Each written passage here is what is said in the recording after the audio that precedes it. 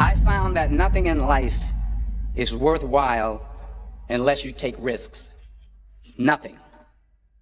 Nelson Mandela said, "There is no passion to be found playing small and settling for a life that's less than the one you're capable of living." Now, I'm sure in your experiences in school and applying to college and picking your major and deciding what you want to do with life, I'm sure people have told you to make sure you have something to fall back on. Make sure you got something to fall back on, honey. But I never understood that concept, having something to fall back on. If I'm going to fall, I don't want to fall back on anything. I want to fall forward. I figure at least this way I'll see what I'm going to hit. Without consistency, you'll never finish. So do what you feel passionate about. Take chances. Don't be afraid to fail. There's an old IQ test was 9 dots. And you had to draw 5 lines with a pencil within these 9 dots without lifting the pencil. The only way to do it was to go outside the box. Don't be afraid to think outside the box. Don't be afraid to fail big, to dream big. But remember, dreams without goals are just dreams.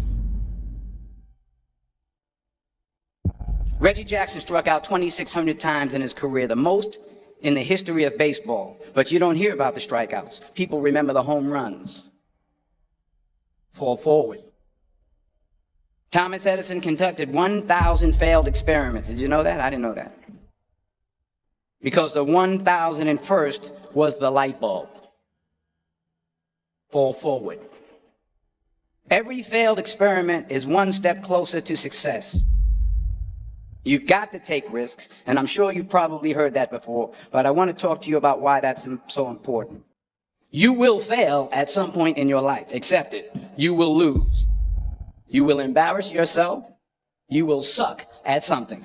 There's no doubt about it. And I know that's probably not a traditional message for a graduation ceremony, but hey, I'm telling you, embrace it, because it's inevitable. In the acting business, you fail all the time. Early on in my career, I auditioned for a part in a Broadway musical. Perfect role for me, I thought, except for the fact that I can't sing. I didn't get the job. But here's the thing. I didn't quit. I didn't fall back. I walked out of there to prepare for the next audition, and the next audition, and the next audition. I prayed. I prayed. And I prayed. But I continued to fail, and fail, and fail. But it didn't matter, because you know what? There's an old saying, you hang around the barbershop long enough, sooner or later you're going to get a haircut. So you will catch a break, and I did catch a break. Last year, I did a play called Fences on Broadway. But here's the kicker. It was at the Court Theater. It was at the same theater that I failed that first audition 30 years prior. The point is, every graduate here today has the training and the talent to succeed. But do you have the guts to fail?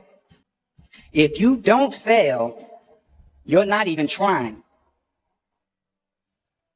I'll say it again. If you don't fail, you're not even trying.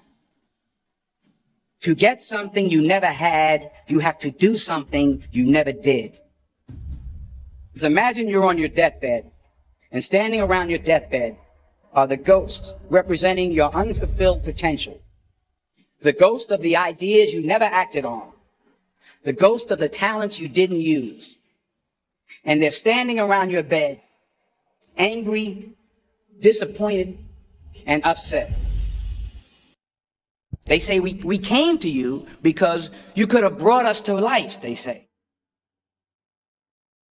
And now we have to go to the grave together. So I ask you today, how many ghosts are going to be around your bed when your time comes? I just got back from South Africa. It's a beautiful country, but there are places there with terrible poverty that need help. And Africa is just the tip of the iceberg. The Middle East needs your help. Japan needs your help. Alabama needs your help. Tennessee needs your help. Louisiana needs your help. Philadelphia needs your help. The world needs a lot, and we need it from you. We really do. We need it from you young people. I mean, I'm not speaking for the rest of us up here, but I know I'm getting a little grayer.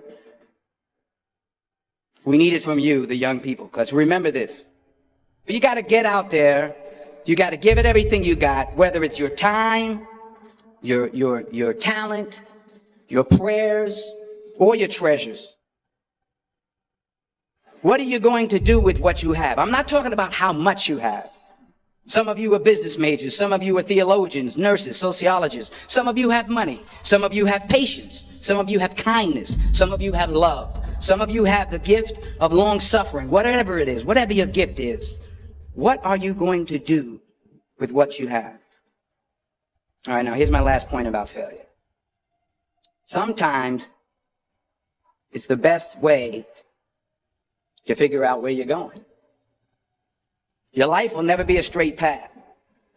I began at Fordham University as a pre-med student. I took a course called cardiac morphogenesis. I couldn't read it, I couldn't say it, I sure couldn't pass it. So then I decided to go into pre-law, then journalism. And with no academic focus, my grades took off in their own direction. I was a 1.8 GPA, and the university very politely suggested that it might be better to take some time off. I was 20 years old. I was at my lowest point. And then one day, and I remember the exact day, March 27th, 1975, I was helping my mother in her beauty shop. My mother owned a beauty shop up in Mount Vernon. And there was this older woman who was considered one of the elders in the town. And I didn't know her personally, but I was looking in the mirror. And every time I looked at the mirror, I could see her behind me. And she was staring at me. She just kept looking at me. Every time I looked at her, she kept giving me these strange looks. So she finally took the dryer off her head and she said something I'll never forget. She said, "Young boy, I have a prophecy, a spiritual prophecy." She said, "You are going to travel the world and speak to millions of people." And in the years that followed, just as that woman prophesied, I have traveled the world and I have spoken to millions of people through my movies.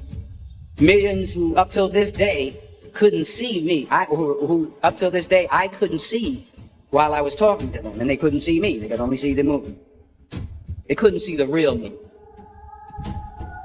But I see you today, and I'm encouraged by what I see, and I'm strengthened by what I see. Because taking risk is not just about going for a job. It's also about knowing what you know and what you don't know. It's about being open to people and to ideas. The chances you take, the people you meet, the people you love, the faith that you have, that's what's going to define you. Never be discouraged. Never hold back. Give everything you got. And when you fall throughout life, remember this: fall forward.